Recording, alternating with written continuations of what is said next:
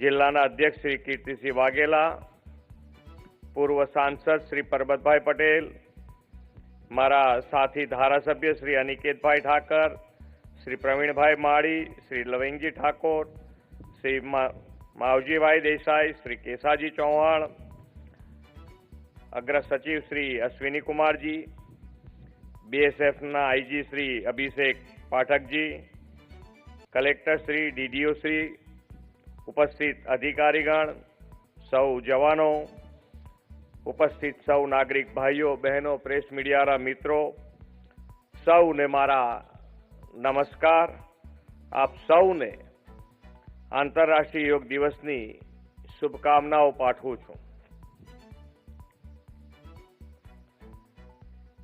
વિશ્વ નેતા અને આદરણીય વડાપ્રધાન શ્રી નરેન્દ્રભાઈ મોદીએ આપણી સંસ્કૃતિની દેન યોગને સમગ્ર વિશ્વમાં ઓળખ અપાવી છે. વિશ્વ આખું આજે 21મી જૂને યોગમય બન્યું છે.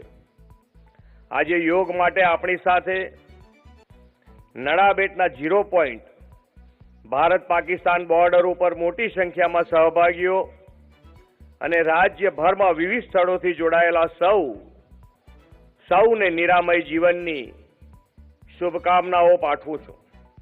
વડાપ્રધાનશ્રીએ તમામ દેશ, ધર્મ, નાત, જાત લોકોને યોગાભ્યાસ માટે પ્રોત્સાહિત કર્યા છે અને યોગ પ્રાણાયામ સાથેની તંદુરસ્ત જીવનશૈલી સ્વીકારવાનું આહવાન કર્યું છે.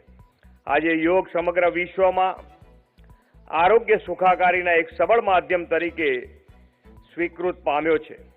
આ વર્ષના આંતરરાષ્ટ્રીય યોગ દિવસની ઉજવણીની થીમ સ્વયં અને સમાજ માટે યોગ રાખવામાં આવી છે. આજના સમયમાં તણાવ મુક્ત અને આરોગ્યપ્રદ જીવનશૈલી માટે યોગ ઉત્તમ ઉપાય છે. યોગ પ્રાચીન ભારતના ઋષિ મુનિઓએ વિશ્વને આપેલી અમૂલ્ય ભેટ છે. આશરે 5000 વર્ષ પહેલા પતંજલિ ઋષિએ યોગ શાસ્ત્રનું સર્જન કર્યું. ત્યારથી યોગની પરંપરા ભારતીય સંસ્કૃતિની એક અમૂલ્ય વિરાસત રહી છે. આપણા પ્રાચીન ગ્રંથો, વેદો, ઉપનિષદો, પુરાણો અને શ્રીમદ ભાગવત ગીતામાં પણ યોગનું વર્ણન છે. યોગ કર્મશુ કૌશલ્યમ, કુશળતાથી કર્મો કરવા એ પણ એક યોગ છે. યોગને વિશ્વના ખૂણે ખૂણે પહોંચાડવાનું ભગીરથ કાર્ય આદરણીય વડાપ્રધાને પાર પાડ્યું છે. તેઓએ આખી દુનિયાને યોગનું યોગ્ય મહત્વ સમજાવ્યું છે.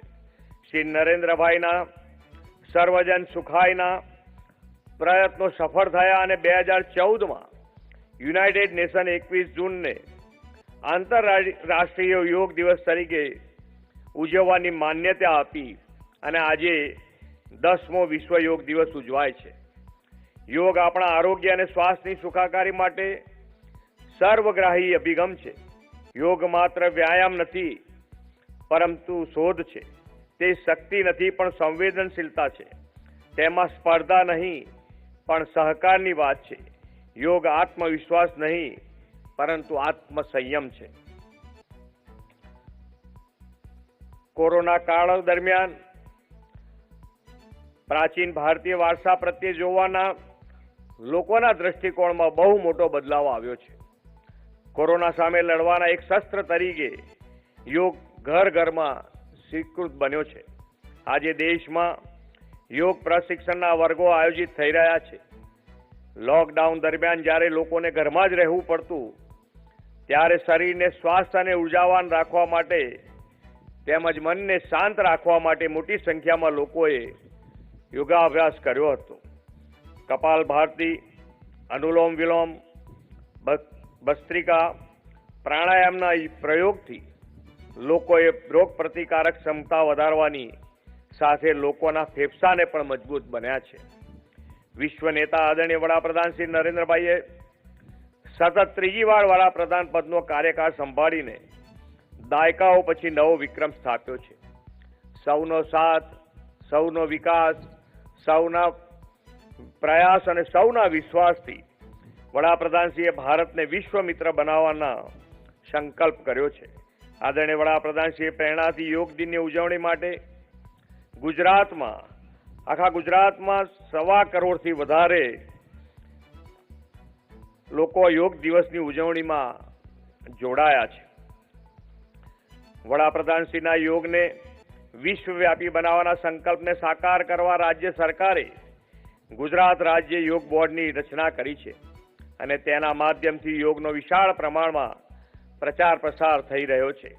આ વર્ષે રાજ્યભરમાં 51 સરકારી યોગ સ્ટુડિયો યોગ નિલમની સ્થાપના દ્વારા રાજ્ય સરકારે લોકોને હેલ્થ, વેલ્થ એન્ડ હેપીનેસની ભેટ આપવા તેમજ યોગ સંબંધિત તમામ પ્રશ્નોનું નિવારણ એક જ સ્થળેથી કરવાનું આયોજન કર્યું છે.